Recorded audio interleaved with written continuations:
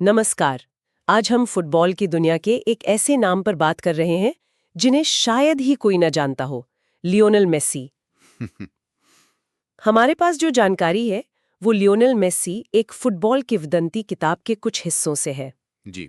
और हमारा मकसद सिर्फ कहानी सुनाना नहीं है, बल्कि हम उन खास पलों, उन मुश्किलों और जाहिर है उन उपलब्धियों को समझना चाहते हैं जिन्होंने उन्हें खैर मेसी बनाया। बिल्कुल, उनके सफर की गहराई में जाना जरूरी है। तो चलिए शुरू करते हैं। कहानी शुरू होती है अर्जेंटीना के रोसारियो से। हाँ। लेकिन बहुत जल्दी एक मुश्किल सामने आ गई, एक स्वास्थ्य समस्या। हाँ, वो ग्रोथ हार्मोन डिफिशियंसी वाली बात। हाँ, 11 साल की उम्र में पता चला और स्रोत बताते हैं कि इलाज महंगा था। जी हाँ, बहुत महंगा। और उनका जो लोकल क्लब था वो इसका खर्चा नहीं उठा सकता था। यहीं पर एफसी बार्सिलोना की एंट्री होती है। बिल्कुल, ये एक टर्निंग पॉइंट था।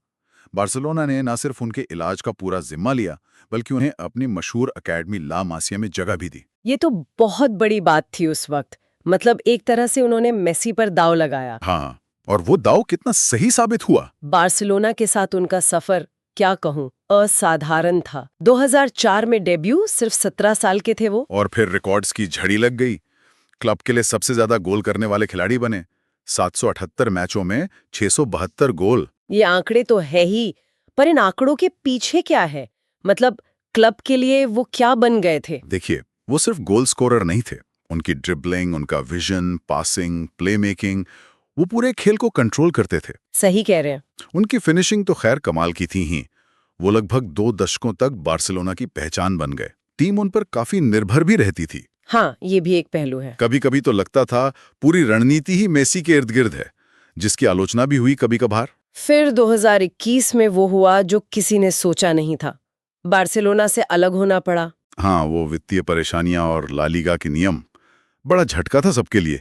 और वो पेरिस सेंट जर्मेन चले गए, पीएसजी। वहां का अनुभव कैसा रहा? पीएसजी में ठीक था, लीग 1 खिताब जीते उन्होंने, पर शायद वो बार्सिलोना वाला जादू, वो कनेक्शन, वो शायद दोबारा बनाना मुश्किल था। ये दिखाता है कि माहौल, टीम केमिस्ट्री कितनी जरूरी होती है। सही बात है। और फिर 2023 में अमेरिका जाना, इंटर मियामी और एमएलएस में, ये कदम थोड़ा चौंकाने वाला नहीं था? हाँ, कई लोगों को लगा कि शायद एक करियर का अंत है, लेकिन हुआ उल्टा।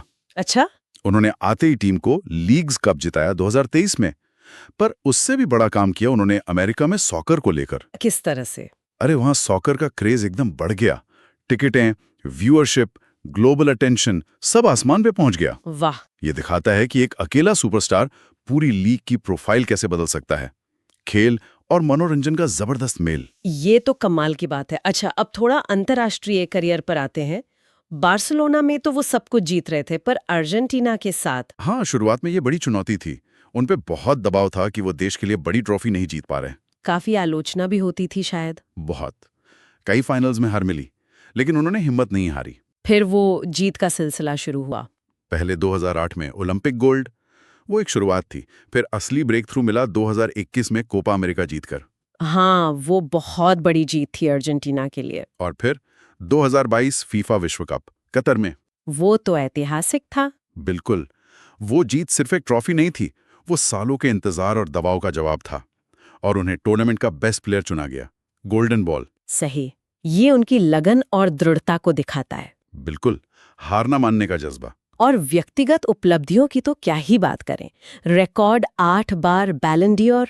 8 बार, ये सोचना भी मुश्किल है। 2009 से लेकर 2023 तक। और साथ में कितने सारे golden boots, NVP awards. List बहुत लंबी है। इसीलिए तो उनकी गिनती पेले और माराडोना जैसे महानतम खिलाड़ियों में होती है। शायद निरंतरता के मामले में वो सबसे आगे हों। मैदान के बाहर उनकी छवि कैसी है? हमने सुना है काफी निजी रहते हैं वो। हाँ, वो अपनी निजी जिंदगी को काफी प्राइवेट रखते हैं। 2017 में अपनी बचपन की दोस्त एंटोनेला रुगुजो से शादी की। उनके 3 बेटे भी हैं। जी, और उन्हें उनकी विनम्रता के लिए भी जाना जाता है। परोपकार के कामों से भी जुड़े हैं।